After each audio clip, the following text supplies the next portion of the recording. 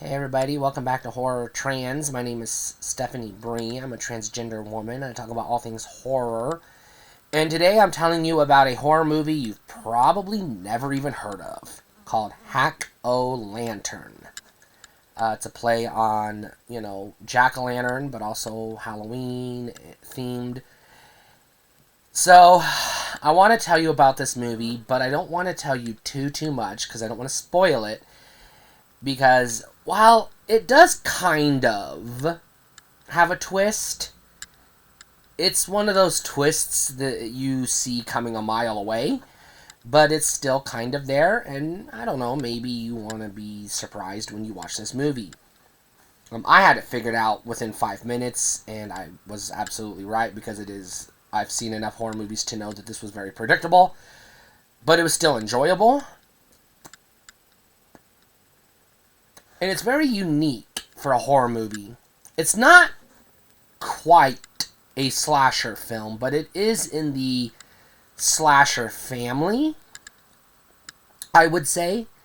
It doesn't have all the tropes or the formula, but it does have, an emphasis on kills and a very weak story, which are staples of the slasher franchise, unfortunately. The kills are very few and far between. And they're not going to blow your socks off. It's going to be like, alright, that's interesting, or, okay, I've seen other serial killer slasher villain do that same kill. Maybe they did it better, maybe this movie did it better, but they didn't do anything like that really jumped out at me as like, oh my god, that was awesome.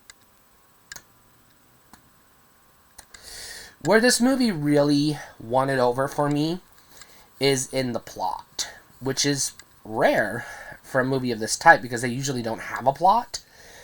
This one actually does. And while the acting is atrocious, let's be real, fucking 7th grade theater kid geeks doing a Christmas story play are going to do a better acting job than most of the shit actors in this movie, so don't expect anything like award-winning at all. But, it's, passable.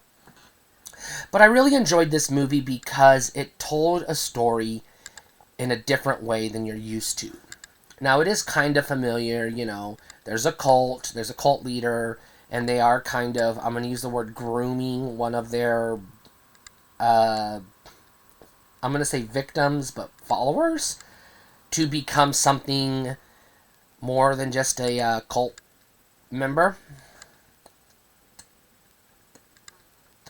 And that's what leads to the killing. But I don't want to give away any more than that. I'm still rating this one as a buy just because it was so different than anything I had seen. It's not going to blow you away with like special effects or acting or anything. But it's still something that you're going to want to pull out from time to time when you're looking for a change of pace. And sometimes that alone is good enough. Now, it's a little slow at the beginning. And while it does ramp up a little bit, it never really takes off. But it's an enjoyable, 90 minutes or so. So, it's worth it.